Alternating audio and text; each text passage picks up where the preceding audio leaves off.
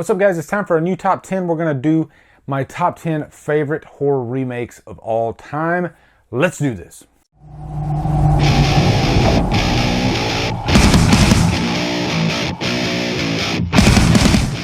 What's up, guys? Remakes are really fun to discuss. There's some really horrible ones, and there's some really great ones too. So we're going to talk about the top 10. I'm going to give you three honorable mentions.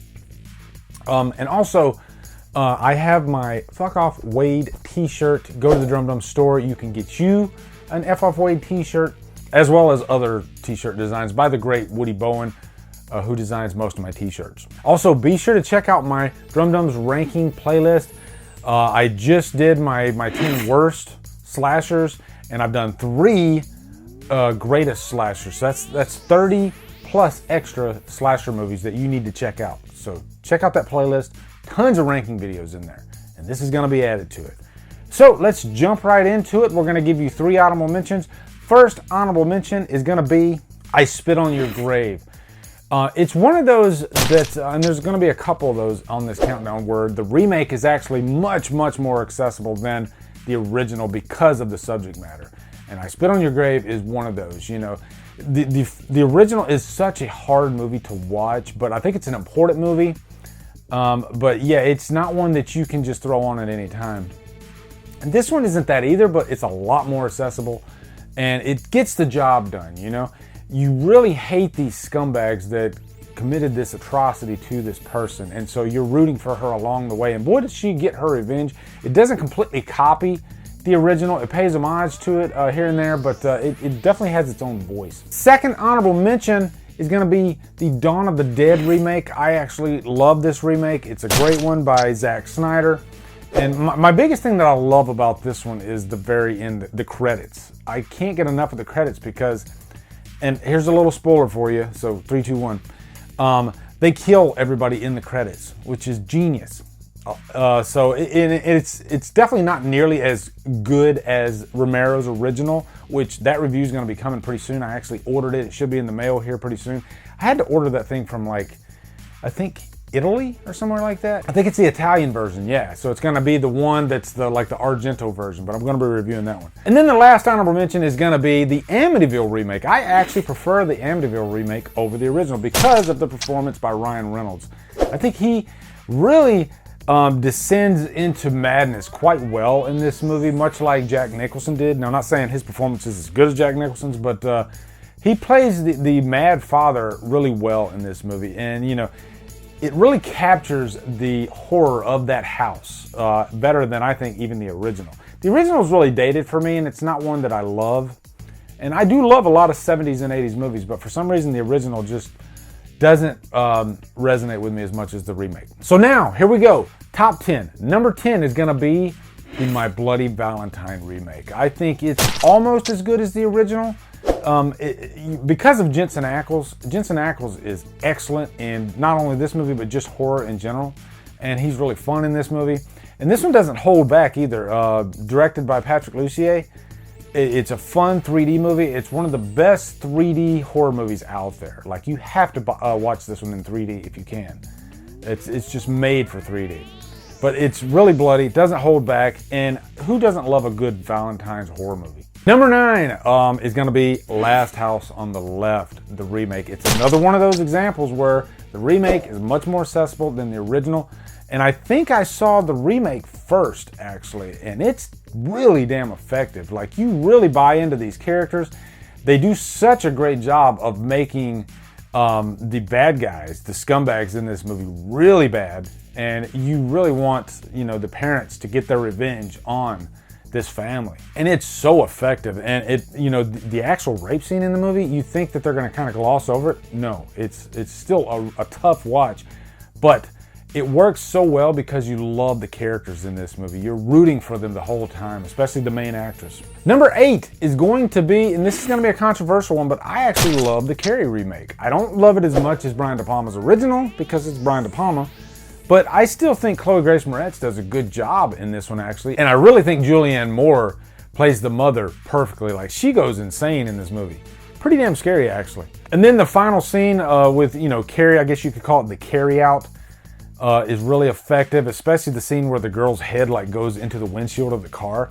Great stuff. Number 7 is a recent one, the Suspiria remake. I think Suspiria represents what a remake should do. It still has that same core story, but it's completely different.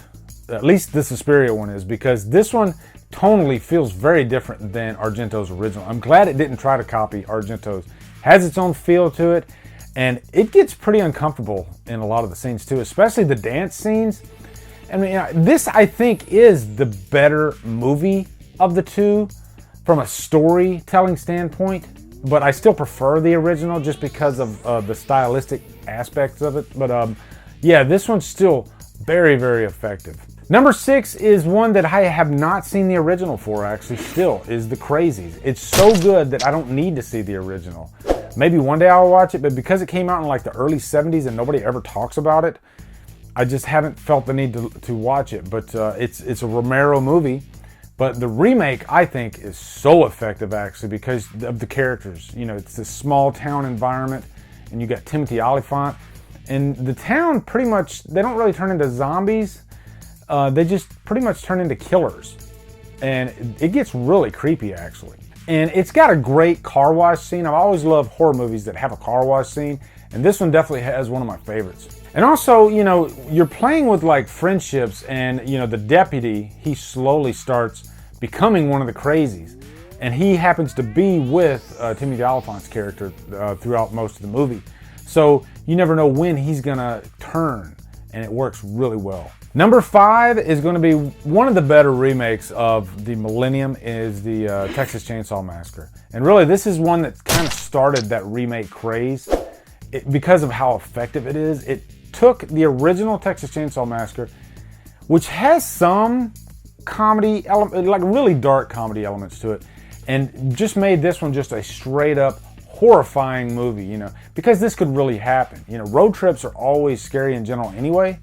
And so when you mix in Leatherface with that, and then you have Arlie Ermey's excellent portrayal of the sheriff, they really fired on all cylinders with this remake, and that's why it's still one of the best modern remakes out there, if not the best. Number 4 is one that I'm seeing a lot more people talking about, is the Maniac remake. Another one that I haven't seen the original, just because of how effective this one is. And it's so unique how it's directed, because it's kind of like in a first-person perspective throughout almost all of the movie. Elijah Wood plays the title character so well. But this is a character that, you know, stalks and kills women. Really, the big thing, the big takeaway from this movie is just the style of it. You know, it's got a great score too. It works so well. And it's one of the most interesting remakes out there, actually. And really one of the most interesting horror movies in general out there. I mean, there's very few horror movies that are filmed this way. Number 3 is one that I just can't get enough of, the Evil Dead remake. And it's a remake, but you could also say this is a sequel. I think even Fede Alvarez confirmed it on Twitter. This does not necessarily need to be a remake. You know, the whole thing just takes place in the woods. But the big thing for me is the performance by Jane Levy. I mean, I'd say she's like the scream queen of today. She just needs to get a couple more movies under her belt, but she is so effective in this, actually. You know, she plays this drug addict, and it's a great reason to keep somebody in the cabin, because you would say, why in the hell would anybody want to stay in that cabin? And they keep her there because she's a drug addict, so they can't believe anything she says.